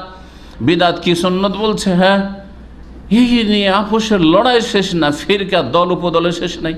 ফাতাফশালু, তখন তোমরা দুর্বল হয়ে পড়বে। যদি ঝগড়া বিবাদ সৃষ্টি করো তাহলে দুর্বল হয়ে পড়বে। তাজহাবা রিহুকুম, তোমাদের যে একটা দাপট আছে কাফেরদের সামনে, সেটা শেষ হয়ে যাবে, আল্লাহ বলছেন। ও ফাসাদু জাতিল বাইন আল হালিক, নবী বলছেন যে মানুষের মাঝে যখন সম্পর্কের অবনতি ঘটে, বিপর্যয় সৃষ্টি হয়, তখন সেটা মানুষকে সর্বনাশ করে ফেলে। যেমন মাথা মুন্ডন করলে মাথায় আর কোনো চুল নেই। আসমা বিনতে ইয়াজিদ রাদিয়াল্লাহু তাআলা আনহা থেকে বর্ণিত, তিনি বলছেন, কালা রাসূলুল্লাহ সাল্লাল্লাহু আলাইহি ওয়াসাল্লাম, রাসূলুল্লাহ সাল্লাল্লাহু আলাইহি ওয়াসাল্লাম বলেছেন, লা ইয়াহিলুল কাযিবু ইল্লা ফি সালাস, তিনটি ক্ষেত্রে একমাত্র মিথ্যা হালাল। মিথ্যা কখনো হালাল না, একমাত্র কয়টি ক্ষেত্রে? তিনটি ক্ষেত্রে। যেদিকে ইঙ্গিত করলে একটু আগে বলছেন, ইউহাদ্দিসু রাজুলু ইমরাতাহু, মানুষ তার স্ত্রীর সাথে কথা বলছে, লিউরদিয়াহা, আর দেখছে স্ত্রী রাজি হতে চায় না, তখন ওকে রাজি করার জন্য মিথ্যা। তাহলে সবসময় না 24 ঘন্টা মিথ্যা বলতে থাকবেন স্বামী, এটাও জায়েজ নয়। আর যখন তখন শুধু ক্ষতি হচ্ছে তারপরে মিথ্যা বলতে থাকবেন, এটাও জায়েজ নয়। আর স্ত্রীও যখন তখন মিথ্যা বলতে থাকবে, এটাও জায়েজ নয়। কিসের জন্য? রাজি হচ্ছে না, স্ত্রীকে খুশি করার জন্য কি বলা? মিথ্যা বলা। আপনার স্ত্রী, অনেকে এখানে পরিবার যারা নিয়ে আছেন, মনে করেন ছুটি যেতে চাইছে, আসলে আপনি পারবেন, এই মাসে আমি এই বছরে ছুটি যাবো, এক্ষুনি ছুটি যাবো, পারবেন না। কিন্তু যদি না পারবো না আমি, সাথে সাথে কী হবে? এই তো বাঁকা হাড্ডি দিয়ে তৈরি, ভেঙে যাবে না ভাঙবে না? যখন কড়া করে ধরবেন তো ভেঙে যাবে, তো অসুবিধা নেই ইনশাআল্লাহ, হ্যাঁ আমি চেষ্টা করছি, ঠিক না? কিন্তু আপনি যে করবেন এটা আপনি সাহস পাচ্ছেন না যে আমি যে এটা পুরো করে দিতে পারবো। এরকম বহু উদাহরণ হইতে পারে, জি বহু উদাহরণ হইতে পারে। তোমাকে এই করে এটা করে দিতে হবে, ওর বোনের বিয়ে আছে, এই দিতে হবে ওই দিতে হবে, চাইছে না, 1 পয়সা দেবো না। তাহলে কী হবে অবস্থা? দুপুরের খাবার তৈরি হয়নি, এসে দেখছেন যে খাবারই তো আপনার যা পাকায়নি, কেন? আমার বোনকে তুমি কিছু দিবে না, কি তোমাকে খাওয়াই লাভটা কি, ঠিক না? এইরকম করলে হবে না, বলতে হবে যে ঠিক আছে ইনশাআল্লাহ ইনশাআল্লাহ। ও চাইছে হয়তো 5000 রিয়ালের একটা অলংকার চাইছে, আর আপনি 1000 দিলেন, দিলেন, কিন্তু ইনশাআল্লাহ ইনশাআল্লাহ করলেন, দেবো ইনশাআল্লাহ, যথাসাধ্য আমি চেষ্টা করছি। দেবো না কেন? তোমাকে দেবো না, তোমার বোনকে দেবো না, তো কাকে দেবো, ঠিক না? ইত্যাদি। আসলে অন্তরে অবশ্যই এটা হইতে হবে ইমানের দাবি যে তার বোনের চাইতে আপনার বোন কাছে, হ্যাঁ এটা অবশ্যই হইতে হবে। কিন্তু আপনি স্ত্রীকে রাজি করার জন্য, হ্যাঁ দাম্পত্য জীবনে সুখী করার জন্য, আর তাকে সুখী করার জন্য এরকম বলছেন হয়তো, রাজি করার জন্য। ওয়াল কাযিব ফিল হারবে, যুদ্ধের ক্ষেত্রে মিথ্যা কথা বলা যায়। যুদ্ধের ক্ষেত্রে যদি দুশমনকে বলে দেন যে যাচ্ছি ওই দিকে, তাহলে তো সতর্ক হয়ে যাবে ওই দিকে শত্রুরা, তাই না? এই জন্য নবী করিম সাল্লাল্লাহু আলাইহি সাল্লাম কি করতেন? তৌরিয়া করতেন, ঘুরিয়ে পেঁচিয়ে কথা বলতেন, সরাসরি ডাহা মিথ্যা না, একটু ঘুরিয়ে কথা বলতেন, এমনভাবে বলতেন বুঝতে পারতো না, হ্যাঁ, যে কোন দিকে যাচ্ছেন নবী সাল্লাল্লাহু আলাইহি সাল্লাম। কখনো এটা প্রকাশ করতেন না যে মক্কা বিজয়ের জন্য আমরা অমুক তারিখে বেরোচ্ছি, সফরে যাচ্ছেন কোথাও, তাবুকের জন্য বেরোচ্ছি, তাবুকের বেলা বলে দিয়েছিলেন, কারণ তাবুকের ওইরকম প্রস্তুতি নিতে হবে। আর এই খ্রিস্টান শক্তি তখন বড় একটি শক্তি ছিল, সুতরাং সবকে জানিয়ে দিতে হবে, জানিয়েই বেরিয়েছিলেন। কিন্তু বাকি সমস্ত জেহাদগুলিতে নবী করিম সাল্লাল্লাহু আলাইহি সাল্লাম কখনো তার লক্ষ্য উদ্দেশ্যের কথা বলেনি যে কোন দিকে যেতে চাইছেন তিনি। ওয়াল কাযিব ওয়াল ইউসলিহা বাইনান নাস। আর তৃতীয় ক্ষেত্রে যে মিথ্যা বলে সেটা হচ্ছে মানুষের মাঝে আপোষ করে দেওয়ার জন্য মিথ্যা কথা বলা। তিরমিজির হাদিস, হাদিসটি হাসান, আল্লামা আলবানী হাদিসটিকে হাসান বলেছেন। কিন্তু কতটুকু মিথ্যা কথা চলবে একটু আগে তার ব্যাখ্যা করলাম। জুবাইর বিন আওয়াম রাদিয়াল্লাহু তাআলা আনহু থেকে বর্ণিত, তিনি বলছেন যে নবী করিম সাল্লাল্লাহু আলাইহি ওয়াসাল্লাম বলেছেন, দাব্বা ইলাইকুম দাউল উমাম, বিজাতিদের রোগ তোমাদের মাঝে সংক্রমণ করে এসছে। কাফের ইহুদি নাসারাদের মধ্যে যে রোগগুলি ব্যাধিগুলি ছিল সেগুলি মুসলিম উম্মতের মধ্যে চলে এসছে, ঢুকে পড়েছে। কি? আল হাসাদু ওয়াল বাগদাউ, হিংসা এবং বিদ্বেষ। হিয়াল হালেকা, এগুলি হচ্ছে সর্বনাশকারী। হিংসা মানুষকে সর্বনাশ করে। হিংসা করলে কখনো হিংসাকারী এগিয়ে যেতে পারে না, কখনো হিংসা দিয়ে এগিয়ে যেতে পারবেন না, বরং আপনি তার চাইতে ভালো কাজ করার চেষ্টা করেন, ওর মাধ্যমে এগোবার চেষ্টা করেন, ঠিক না? তার চাইতে ভালো আপনার ক্যারিয়ার তৈরি করেন, তার চাইতে বেশি আপনি ব্রেন বুদ্ধি লাগান, এগুলো হচ্ছে উন্নতির রাস্তা। কিন্তু আপনি মনে করবেন যে হিংসা করে ওকে ঠেকিয়ে দেবো, দিয়ে আমি ওকে পাশ কাটিয়ে চলে যাবো, এটা কখনো হবে না। হিংসা করে অন্তরের জ্বালা ছাড়া আর মানসিক অশান্তি ছাড়া এর ফলাফল কিছুই পাওয়া যায় না। সারা রাত ভিতরটা জ্বলতে থাকবে। পরীক্ষা করে দেখেন, কখনো কখনো শয়তান হিংসা সৃষ্টি করে দেয়, সাথে সাথে যদি অন্তর থেকে বের করে দেন তো মনটা ঠান্ডা হয়ে যাবে, আর ঠান্ডা হওয়ার পরে কিছুক্ষণ পরে ঘুম চলে আসবে। আর যদি বের না করেন, শুধু ওইটাই বারবার করে ঘুরে ঘুরে মগজে ঢুকছে যে এর কী যে করা যায়, এর কী যে করা যায়, কেমন করে ঠেকানো যায়, করতে করতে জ্বলতে জ্বলতে অশান্তি, আল্লাহ না করে কখন হার্ট অ্যাটাক হয়ে যায়, জি স্ট্রোক হতে পারে, আর ঘুম তো আসবেই না, অশান্তি অশান্তি। সুতরাং হিংসার উপর আমার একটা লম্বা আলোচনা আছে, গত 1-2 বছর আগের, বেশি না, তো ওটা বিস্তারিত হিংসার উপরে আলোচনা আছে। আল্লাহ পাক যেন হিংসামুক্ত হওয়ার তৌফিক দান করেন। হিংসা এবং বিদ্বেষ, দূরত্ব, জি শত্রুতা, হেয়াল হালেকা, এটা সর্বনাশকারী, মাথা মুন্ডন যেমন ওই রকম, এটা মানুষের সম্পর্ক একবারে মুন্ডন করে ছেড়ে দেয়। লা আকুলু তাহলিকুস সার, হালেকা মানে আমি বলছি না যে মাথা মুন্ডন করবে, মানে সম্পর্ক খারাপ হইলে অথবা কি হিংসা হইলে যে মাথার চুল পড়ে যাবে, মাথা নেড়া হয়ে যাবে, এটা বলছি না। ওয়ালাকিন তাহলিকুদ্দিন, দিনের সর্বনাশ করে দেবে, ইসলাম সর্বনাশ হয়ে যাবে। যার মধ্যে হিংসা আছে তার ইসলাম সর্বনাশ, যার মধ্যে বিদ্বেষ শত্রুতা আছে, অন্তর মিলতে চায় না, তার ধর্ম সর্বনাশ, তার নামাজ রোজা হজ যাকাত বরবাদ। জি তাহলে দিন, নবী করিম সাল্লাল্লাহু আলাইহি ওয়াসাল্লাম বলছে দিন ধ্বংস হয়ে যাবে। ওয়াল্লাযী নাফসি বিয়াদিহি, সেই আল্লাহর শপথ করে বলছে যার হাতে আমার প্রাণ রয়েছে, লা তাদখুলুল জান্নাতা হাত্তা তুমিনু, যতক্ষণ তোমরা মুমিন মুসলিম না হয়েছো ততক্ষণ জান্নাতে যেতে পারবে না। ওয়ালা তুমিনু, আর সত্যিকার মুমিন হতে পারবে অতক্ষণ পর্যন্ত যতক্ষণ হাত্তা তাহাব্বু, পরস্পরকে ভালো না বেসে, একে অপরকে ভালো না বেসেছো। আচ্ছা ভালোবাসা কেমন করে বৃদ্ধি পাবে? আফালা ওনাব্বিউকুম, তোমাদেরকে জানিয়ে দেবো নাকি, বেমা ইউসাব্বিতু যাকুম, যে তোমাদের ভালোবাসা আরও দৃঢ় হবে, শক্তিশালী হবে। লাকুম আফসুস সালামা বাইনাকুম, সেটা হচ্ছে বেশি বেশি সালামের প্রচার প্রসার করে। দেখবেন সালাম না দিলেই শত্রুতা বাড়ে, যাকে সালাম না দিলেন ওর মধ্যে একটা আক্রোশ পয়দা হয়ে গেল, আপনার মধ্যে একটা দূরত্ব পয়দা হইলো। ওকে কেন সালাম দেবো আমি, ডেলি সালাম, শুধু আমি সালাম দেবো কেন ডেলি, ও দেখ, আমি বা কেন সালাম দিতে যাবো, সে দেখ। এইরকম আজকাল অবস্থাটা, যার ফলে দূরত্ব সৃষ্টি হচ্ছে মুসলিমদের মাঝে। কিন্তু সালাম দিলে কি হবে? সালাম দেওয়া মানে আমি আপনাকে আমার অনিষ্ট মুক্ত করলাম, আপনাকে সালাম দিলাম মানে আপনার জন্য শান্তি কামনা করি, আমি আপনার অশান্তির কারণও হব না, আর আপনার অশান্তি চাইও না, তাই না? শান্তি চাই। সালাম দিলে চোর ডাকাত ছিনতাইকারী যদি রাস্তায় থাকি, ধরেন মোবাইল ছিনতাই করবি বা টাকা ছিনতাই করবে, এই জন্য অনেকে রাস্তায় ঘুরে না, সালাম দিয়ে দিন, একটু না হইলেও মায়া হবে যে লোকটা সালাম দিল রে, আবার ওকে এখানে ওরই ছিনতাই করবো, আল্লাহর একটা ভয় পেতে হবে, আমাকে তো সালাম দিয়েছে লোকটা। তিরমিজির হাদিস, হাদিসটি হচ্ছে হাসান। আরও নবী করিম সাল্লাল্লাহু আলাইহি ওয়াসাল্লাম সম্পর্কের অবনতি সম্পর্কে বলেছেন, আন্না নবী সাল্লাল্লাহু আলাইহি ওয়াসাল্লাম কাল, আবু হুরায়রা থেকে বর্ণিত, ইয়াকুম আসুআ যাতিল বাইন, তোমরা আপোষের খারাপ সম্পর্ক থেকে নিজেদেরকে বাঁচিয়ে রাখবে, তোমার সম্পর্ক সর্বনাশ করা থেকে নিজেদেরকে বাঁচিয়ে রাখবে। ফাইন্নাহাল হালেকা, এটা দিনকে ধ্বংসকারী। মানা কওলি সুওজাতিল বাইন মানে শত্রুতা, আল আদাওয়া ওয়াল বাগজা, আপোষে শত্রুতা রাখবে না, বিদ্বেষ রাখবে না। আর হালেকা মানে ইন্নাহা তাহলিকুদ্দিন, দিন ইসলামকে ধ্বংস করে ফেলে। তাহলে মানুষের তৌহিদ, সহি আকিদার লোক, সহি আকিদার লোক, সহি আকিদার লোক, সহি আকিদার লোক একই মসজিদে ইতিকাফ করে, একজন অপরজনকে সালাম দেয় না। জি, এটা অবাস্তব না বলছি না, কিস্সা বলছি, এটা আপনাদেরকে সত্য ঘটনা বলছি। এতে লাভ দেখি, হ্যাঁ? যদি একজন অপরজনকে, আর ঠিক আছে একজন সালাম দেয় না, আমার সালাম দিতে অসুবিধা নেই, আসসালামু আলাইকুম, কোন মান সম্মান চলে যাবে না? সালাম দিলে মারতে শুরু করবে নাকি? হ্যাঁ, সালাম দিলে একটু ঠান্ডা তো হবে, কমপক্ষে একটু ঠান্ডা হবে। সালাম না দিলে আরও বাড়ছে, কিন্তু হ্যাঁ প্রেশার বাড়ছে, ওর ওপর দিকে উঠছে। আর সালাম দিলে প্রেশার ডাউন হবে। সেই আকীদার লোক, হ্যাঁ 5 ওয়াক্ত নামাজি, 5 ওয়াক্ত নামাজি, দেখছেন যে এই গেট দিয়ে ঢুকলো আর এইদিকে লেগে গেল, তখন আরেক দিকে আপনি লাগতে দেখছেন, পাশে তো লাগবেন না। এই নামাজ পড়ে লাভ দেখি, হ্যাঁ? এই নামাজ দিয়ে শুধু জান্নাত যাবেন যে ও যেহেতু ডান দিকে লেগেছে আমি বাম দিকে লাগবো, ও যদি যেহেতু এখানে লেগেছে ওর পাশাপাশি আমি দাঁড়াবো না, হ্যাঁ? এই গেট দিয়ে ও ঢুকে আমি ওই গেট দিয়ে ঢুকবো না। এই মসজিদে ও নামাজ পড়ে, আমরা আর একটা মসজিদ তৈরি করব।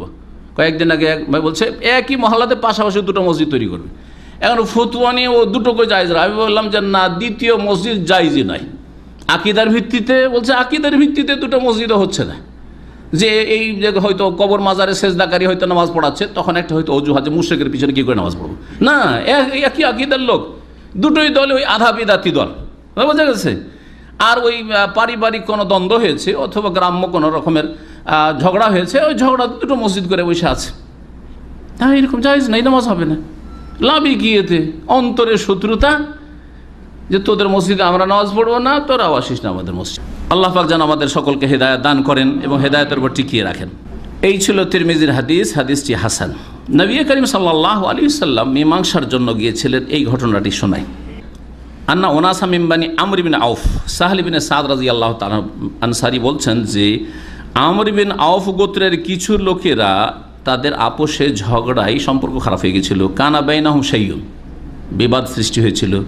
ফাখারাজা ইলাইহিম নবী সাল্লাল্লাহু আলাইহি ওয়াসাল্লাম, নবী সাল্লাল্লাহু আলাইহি ওয়াসাল্লাম তাদের মহল্লায় গেলেন, তাদের পাড়ায়, জি, মসজিদ নববী থেকে, নিজের বাড়ি থেকে।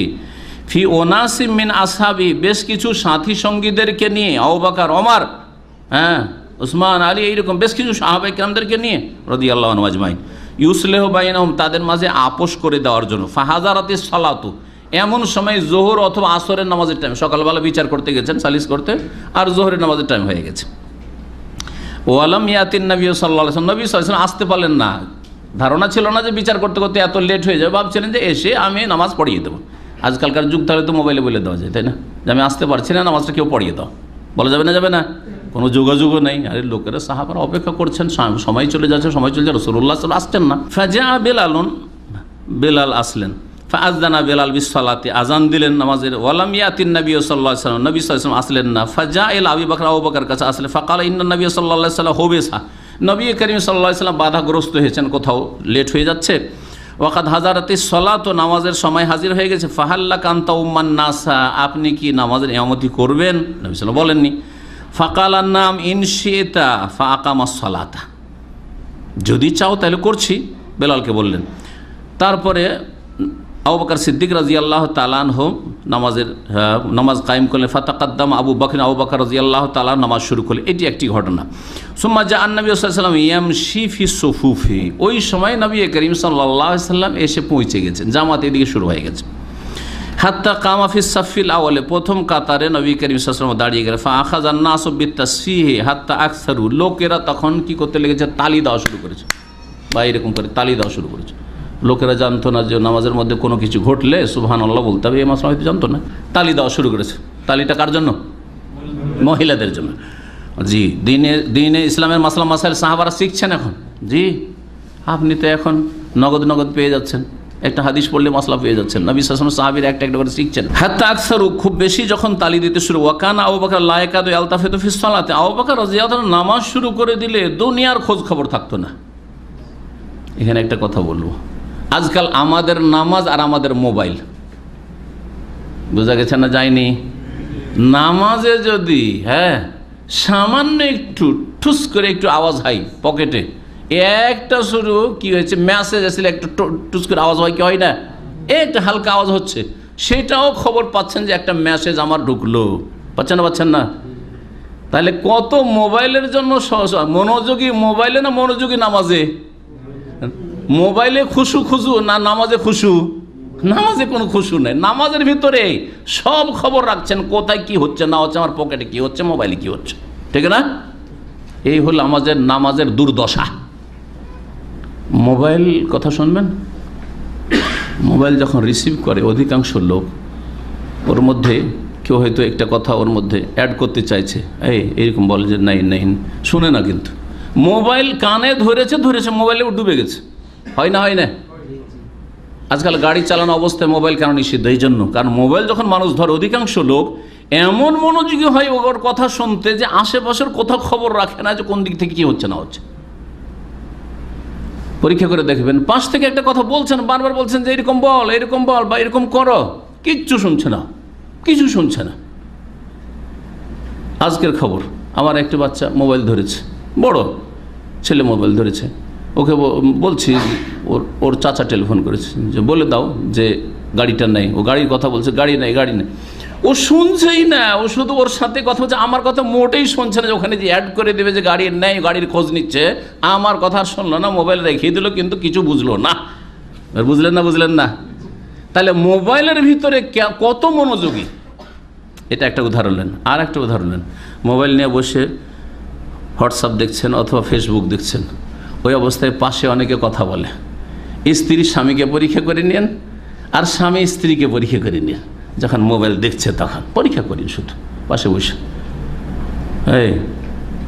কি খবর আজকের, খুব বেশি যদি হুঁ করবে, কিন্তু দেখছে ওইদিকে, কথা বলছে মোবাইলের সাথে। পরীক্ষা করে দেখেন আপনি। জি সুবহানাল্লাহ। তাহলে মোবাইলের ভিতরে কত মনোযোগী হয়েছি, কিন্তু নামাজে সব কিছু টের পাচ্ছেন আপনি। তার মানে আল্লাহর সাথে সম্পর্ক আমাদের এত দুর্বল, নামাজের সাথে সম্পর্ক এত কমজোর যে দুনিয়ার সমস্ত কিছুর ক্ষেত্রে মনোযোগী, এমনকি নামাজের অবস্থাতে। একদিকে নামাজ রাখেন, একদিকে মোবাইল রাখেন, কোনটাতে বেশি মনোযোগী হইতে পারছেন? এই দিয়ে আল্লাহর কাছে তওবা করেন, ইস্তেগফার করেন, ত্রুটি স্বীকার করেন আল্লাহর কাছে যে আল্লাহ, আমি যখন মোবাইল ধরি তখন দুনিয়ার খোঁজ খবর রাখি না, আমি যখন নেট দেখি তখন কিছু পড়ি তখন কোন খোঁজ খবর রাখি না, আর নামাজ পড়ছি তখন সব খবর কি করে রাখছি। নামাজ চলা অবস্থায় সামান্য একটু গন্ধ হচ্ছে, নাকে টের পাচ্ছেন, ওটারও খবর রাখছেন আপনি। পাশে একটা লোকের সিগারেটের গন্ধ হচ্ছে অথবা গায়ের গন্ধ হচ্ছে, টের পাচ্ছেন না? যদি নামাজে সাহাবাই কেরামদের মতো ডুবতে পারতেন তো কারো গন্ধেরও খোঁজ খবর রাখতেন না, আর আশেপাশে কি হচ্ছে না হচ্ছে কোনো খোঁজ খবর রাখতেন না। এইরকম ছিল সাহাবাই কেরামদের নামাজ, রাসূলুল্লাহ সাল্লাল্লাহু আলাইহি ওয়াসাল্লাম পড়ে। তাই তো বলছেন যে রাদিয়াল্লাহু তাআলা আনহু যখন নামাজ শুরু করতেন, লা ইয়াকাদু ইয়ালতাফিতু ফিস সালাতে, নামাজের ভিতরে অন্য কোনো দিকে মনোযোগী হইতেন না, কোনো খবর নাই। লোকেরা যে এত তালি বাজাচ্ছে, উনি কিছু টেরই পাচ্ছেন না। এটা অসম্ভব মনে হবে আজকালকার নামাজিদের জন্য, আমাদের জন্য। কিন্তু যখন মোবাইলের সাথে কম্পেয়ার করব, তুলনা করব, তখন বুঝতে পারবো যে আমরা যেমন মোবাইলে মনোযোগী হয়েছি, তার চাইতে বেশি তারা নামাজে মনোযোগী ছিলেন। ফালতাফাতা, যখন খুব বেশি তারা এরকম তালি বাজাতে শুরু করেছে, তখন একটু ঘুরে দেখছেন যে কি হয়েছে। দেখছেন নবী সাল্লাল্লাহু আলাইহি ওয়াসাল্লাম চলে এসছেন। ওয়ারাআহু, তার পিছনে, ফাআশারা ইলাইহি বিয়াদি ফাআমারাহু আন ইউসাল্লিয়া কামা হুয়া ফারাফা আবু বকর ইয়াদাহু। নবী সাল্লাল্লাহু আলাইহি ওয়াসাল্লাম বললেন যে না, ইশারা করলেন যে নামাজ তুমি যখন শুরু করে দিয়েছি, ইমামতি শুরু করেছো, পড়ো, এরকম ইশারা করছেন। কিন্তু আবু বকর সিদ্দিক রাদিয়াল্লাহু তাআলা শুনলেন না যে নবী চলে এসেছে, আমি কেন নামাজ পড়াবো। আবু বকর সিদ্দিক রাদিয়াল্লাহু তাআলা তার হাতের ইশারা করে আল্লাহ পাকের প্রশংসা করে, আলহামদুলিল্লাহ ওয়াসনা, আল্লাহ পাকের গুণগান করলেন। সুম্মা রাজাল কাহকারা, পিছন দিকে সরে গেলেন। ওয়ারাআহু হাত্তা দাখালা ফিস সাফফি, কাতারে ঢুকে পড়লেন। ওয়া তাকাদ্দামান নবী সাল্লাল্লাহু আলাইহি ওয়াসাল্লাম মেহরাবে ইমামের জায়গায় এগিয়ে গেলেন। ফাসাল্লা বিন নাসে, বাকি নামাজটা প্রথম রাকাতে শুরু হয়েছিল, নামাজ পড়াইলেন নবী করিম সাল্লাল্লাহু আলাইহি ওয়াসাল্লাম। ইমাম হয়ে গেলেন কে?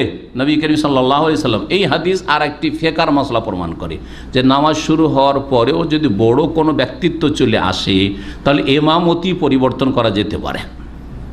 আমরা মসজিদে নামাজ শুরু করেছি, আর কাবার ইমাম চলে এসছেন মসজিদে, আর একটু দেরি করে চলে এসছেন, কিন্তু প্রথম রাকাতে হয়তো আছি, তাহলে ইমাম পিছনে সরে গিয়ে যে পরে আসলেন বড় ইমাম, তাকে এগিয়ে দেওয়া যেতে পারে। বোঝা গেছে না? বোঝা যায় না? যখন রাসূলুল্লাহ সাল্লাল্লাহু আলাইহি সাল্লাম এটাকে স্বীকৃতি দান করেন, নিজে এগিয়ে গেছেন, তখন ওই রকম কোনো বড় ব্যক্তিত্ব যদি আসে তো জায়েজ রয়েছে মাসলা।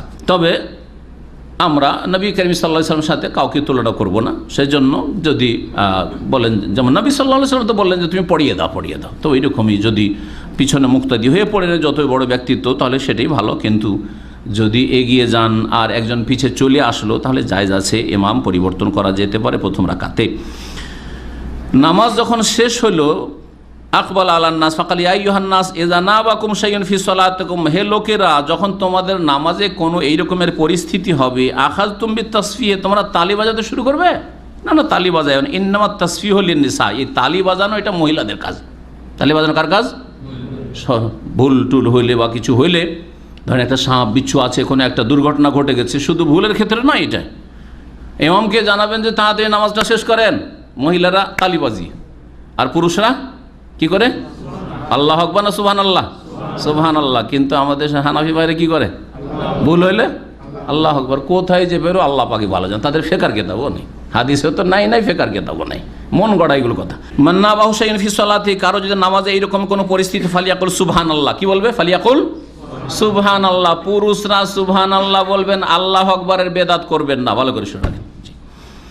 ফাইন্নাহু লা ইয়াসমাউ আহাদুন ইল্লা ইলতাফাতা ইয়া আবা বকর, হ্যাঁ, মা মানাকা হিনা আশারতু ইলাইক, যে কেউ যখন সুবহানাল্লাহ শুনবে তাহলে ঘুরে দেখবে যে কি হচ্ছে, এদিক ওদিক ডানে ঘুরে দেখবে একটু, হ্যাঁ, পুরোপুরি ফেরা যাবে না, কারণ পুরোপুরি ফিরলে নামাজ নষ্ট হয়ে যাবে। হে আবু বকর, তোমাকে যে বললাম যে ইশারা করে ইঙ্গিত করে যে তুমি নামাজটা পড়িয়ে দাও, তাহলে তো সাল্লিবিন নাস, নামাজ কেন পড়ালে না? কাল মা কানা ইয়ামবাগি লিইবনে আবি কুহাফা আন ইউসাল্লি বাইনা ইয়াদাই নবী সাল্লাল্লাহু আলাইহি ওয়াসাল্লাম, নবী সাল্লাল্লাহু আলাইহি ওয়াসাল্লামের সামনে ইমামতি করে, নবী সাল্লাল্লাহু আলাইহি ওয়াসাল্লাম বেঁচে আছেন, দুনিয়া আছেন, আবু বকর নামাজ পড়াবে আবু কুহাফার ছেলে, এটা হইতে পারে না। এই জন্য আমি পিছনে সরে গেলাম। কোবার লোকদের মাঝে এইরকম, এটাও সহিহ বুখারী হাদিস, আর সহিহ বুখারী আরেকটা হাদিস না, কোবার লোকের মাঝে দ্বন্দ্ব হয়েছিল, ইখতাতালু, এমন মারামারি শুরু, হাত্তা তারামাবিল হেজারা, পাথর নিয়ে মারামারি, এই দিক থেকে ওরা পাথর ছুড়ে, ওই দিক থেকে পাথর ছুড়ে, এইরকম পরিস্থিতি তৈরি হয়ে গেছে। যে কোনো একটা ঘটনা নিয়ে ফাউখবিরা রাসূলুল্লাহ বিযালিকা, এই সম্পর্কে যখন রাসূলুল্লাহ সাল্লাল্লাহু আলাইহি ওয়াসাল্লাম বলা হইল, কাল ইযহাবু বিনা নুসলিহু বাইনাহু, চলো আমরা সকলে যাই এবং তাদের মাঝে আপোষ করে দিই, মীমাংসা করে দিই।